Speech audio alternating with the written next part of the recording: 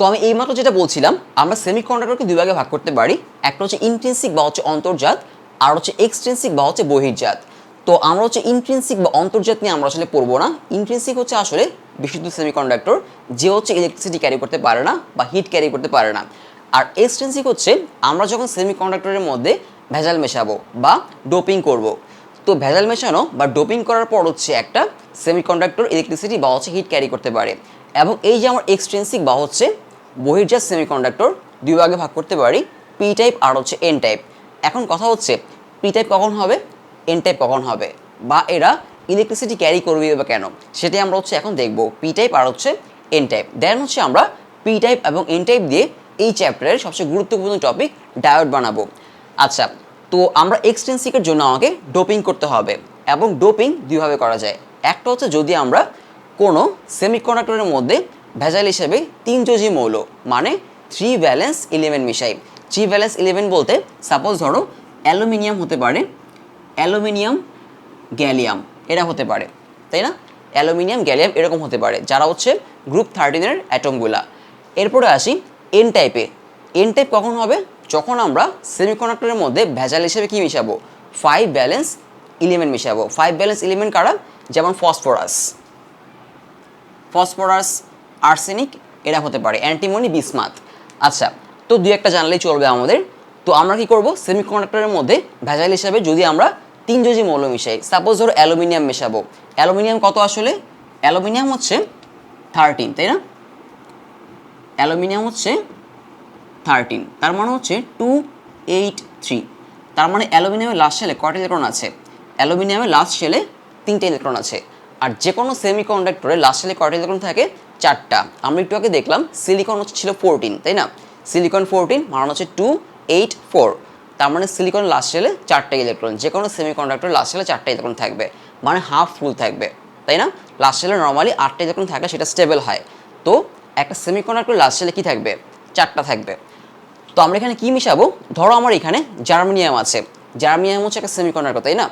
তো জার্মেনিয়ামের মধ্যে আমরা ভেজাল হিসেবে কি মিশাবো, অ্যালুমিনিয়াম, যেটা হচ্ছে 13 বা হচ্ছে 3 ভ্যালেন্স এলিমেন্ট, তাই না? সো এটা হচ্ছে একটা অ্যালুমিনিয়াম। আমরা যদি অনেকগুলো জার্মেনিয়ামের মধ্যে অল্প কিছু অ্যালুমিনিয়াম মিশাই, অনেক পরিমাণ জার্মেনিয়ামের মধ্যে অল্প কিছু অ্যালুমিনিয়াম, তো কী হবে খেয়াল করে দেখো, তখন হচ্ছে পি টাইপ তৈরি হবে। মানে সেই সেমিকন্ডাক্টরকে আমরা কী বলতে পারবো, পি টাইপ সেমিকন্ডাক্টর বলতে পারবো। তো কেন এটা ইলেকট্রিসিটি ক্যারি করবে বা হিট ক্যারি করবে সেটা আমরা দেখি।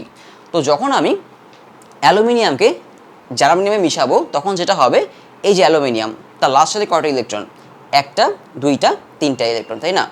আর তার চারপাশে কি থাকবে, জার্মেনিয়াম, যেহেতু জার্মেনিয়ামের সংখ্যা কি অনেক বেশি, তাই না? জার্মেনিয়াম হচ্ছে একটা সেমিকন্ডাক্টর। আমরা চাইলে সিলিকন নিতে পারতাম। জার্মেনিয়াম মানে হচ্ছে জিই।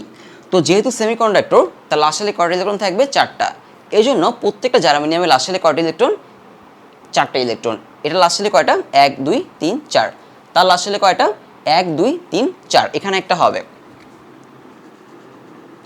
আচ্ছা, তো প্রত্যেকটা জার্মেনিয়ামের লাস্ট শেলে কয়টা ইলেকট্রন থাকবে, 4টা ইলেকট্রন। এবং তারা কি করবে, যেহেতু লাস্ট শেলে 4টা ইলেকট্রন, তারা তাদের চারপাশে 4টা কোভ্যালেন্ট বন্ড মানে সমযোজী বন্ধন তৈরি করার চেষ্টা করবে। তো যেহেতু তাদের মধ্যে আমি অ্যালুমিনিয়ামকে ছেড়ে দিলাম, তো অ্যালুমিনিয়ামের লাস্ট শেলে কয়টা ইলেকট্রন, 3টা। তো অ্যালুমিনিয়াম সর্বোচ্চ 3টা কোভ্যালেন্ট বন্ড মানে সমযোজী বন্ধন তৈরি করতে পারবে তার 3 দিকে, এদিকে একটা, এদিকে একটা, এদিকে একটা। তাহলে অ্যালুমিনিয়ামের আরেকটা হাত বা হ্যান্ডে কিন্তু কোনো ইলেকট্রন নাই, মানে এখানে হচ্ছে এমটি। কিন্তু তার পাশে যে জার্মেনিয়ামটা ছিল, সে কিন্তু একটা বন্ড তৈরি করতে চায়, তাই না? কিন্তু অ্যালুমিনিয়ামের লাস্ট শেলে 3টা ইলেকট্রন, একটা ইলেকট্রন কম আছে। সো এই যে একটা বন্ড, এই বন্ডে হচ্ছে একটা ইলেকট্রন ফাঁকা, মানে এটা হচ্ছে একটা এমটি স্পেস, তাই না? এখন চিন্তা করো, আমরা তো অল্প কিছু অ্যালুমিনিয়াম মিশিয়েছিলাম। অল্প বলতে আসলে কত, মোটামুটি ধরো লাখ খানেক আর কি, আরও বেশি হতে পারে।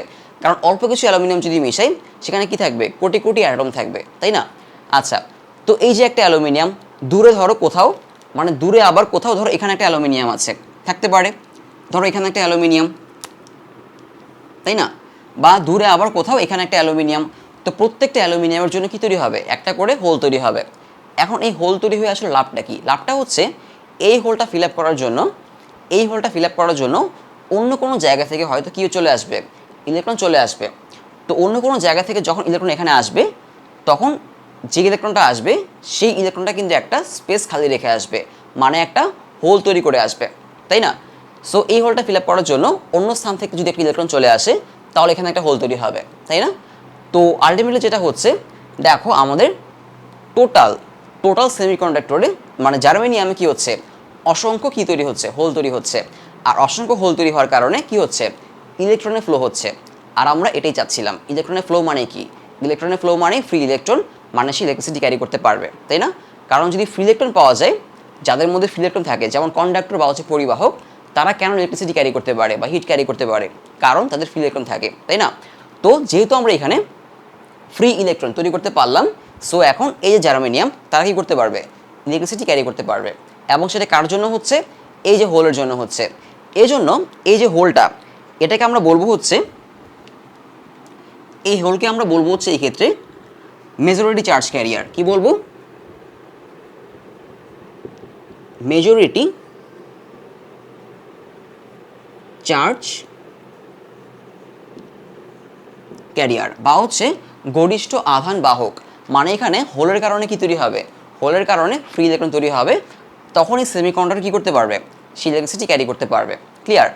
আর এই যে আমার ইলেকট্রন, এটাকে বলবো হচ্ছে আমরা মাইনরিটি চার্জ ক্যারিয়ার, মাইনরিটি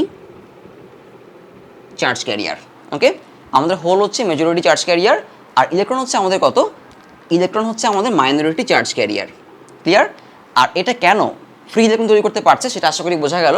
কারণ এই যে অ্যালুমিনিয়াম, তার লাস্টে 3টা ইলেকট্রন, একটা জায়গায় একটা ফ্রি স্পেস থাকবে, এবং এই স্পেসটা ফিল আপ করার জন্য অন্য জায়গা থেকে ইলেকট্রন চলে আসলে এরকম অনেকগুলো ইলেকট্রন টোটাল জার্মেনিয়ামে কী হবে, ছোটাছুটি করতে থাকবে।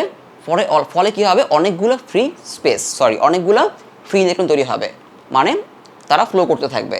সো এটা কি করতে পারবে, ইলেকট্রিসিটি ক্যারি করতে পারবে। ক্লিয়ার? সো এটা হচ্ছে আমাদের পি টাইপ, যেখানে আমরা একটা থ্রি ব্যালেন্স অ্যাটম কি করব, ভেজাল হিসেবে বা ডোপিং হিসেবে কি করব, মেশাবো, তাই না? যার কারণে কি থাকবে, একটা ফ্রি স্পেস থাকবে। এবার আসি হচ্ছে আমরা এন টাইপে। এন টাইপে আমরা যেটা করব, এখানে হচ্ছে আমরা 5 ব্যালেন্স, সাপোজ ধরো ফসফরাস কত, 15, মানে হচ্ছে 2, 8, 5। তো ফসফরাসের আসলে কয়টা ইলেকট্রন, ফসফরাসের আসলে হচ্ছে 5টা ইলেকট্রন, তাই না? আর জার্মেনিয়াম, তো আমি কী করলাম, অনেকগুলো জার্মেনিয়ামের মধ্যে অল্প কিছু ফসফরাস মেশালাম। তো যেটা হবে, যেহেতু ফসফরাসের আসলে 5টা ইলেকট্রন, সে কী করতে যাবে, 1টা, 2টা, 3টা, 4টা, সে 4টা কোভ্যালেন্ট বন্ড তৈরি করবে। তারপরেও তার লাস্ট শেলে আরেকটা ইলেকট্রন কী থাকবে, ফ্রি থাকবে। আর এই যে জার্মেনিয়াম চারপাশে, তাদের লাস্ট শেলে কয়টা ইলেকট্রন, 4টা। যে কোনো সেমিকন্ডাক্টরের লাস্ট শেলে 4টা ইলেকট্রন থাকে। তো জার্মেনিয়াম কী করবে, 4টা ইলেকট্রন দিয়ে চারদিকে কী করবে, কোভ্যালেন্ট বন্ড তৈরি করবে। কিন্তু ফসফরাস কি 4টা কোভ্যালেন্ট বন্ড তৈরি করতে পারবে, তাই না? 4টা কোভ্যালেন্ট বন্ড তৈরি করবে, ঠিক আছে, কিন্তু আরেকটা ইলেকট্রন কি থাকবে, আরেকটা ইলেকট্রন তার কি ফ্রি অবস্থায় থাকবে, সেটা হচ্ছে এই ইলেকট্রনটা। তার মানে এখানে অ্যালুমিনিয়ামের কি ছিল, একটা ইলেকট্রন কম ছিল, কিন্তু ফসফরাসের ক্ষেত্রে তার একটা ইলেকট্রন কি, একটা ইলেকট্রন বেশি হবে। তো এরকম যেহেতু এখানে অনেক অনেক ফসফরাস আছে, প্রত্যেকটা ফসফরাসের কী হবে, একটা করে ইলেকট্রন কি থাকবে, বেশি থাকবে। আলটিমেটলি কী হবে, এখানে প্রচুর কি থাকবে, ফ্রি ইলেকট্রন থাকবে। এবং এই যে আমার সেমিকন্ডাক্টর, যাকে কী করা হচ্ছে, যাকে ডোপিং করা হয়েছে, সে ইলেকট্রিসিটি ক্যারি করতে পারবে। সো এটা হচ্ছে আমাদের এন টাইপ, যেখানে আমরা একটা 5 ব্যালেন্স কি অ্যাটম মিশাবো। আর এখানে আমার মেজরিটি চার্জ ক্যারিয়ার হবে কে, ইলেকট্রন, তাই না? এই যে ইলেকট্রনটা, সে হচ্ছে আমার majority charge carrier, majority charge career.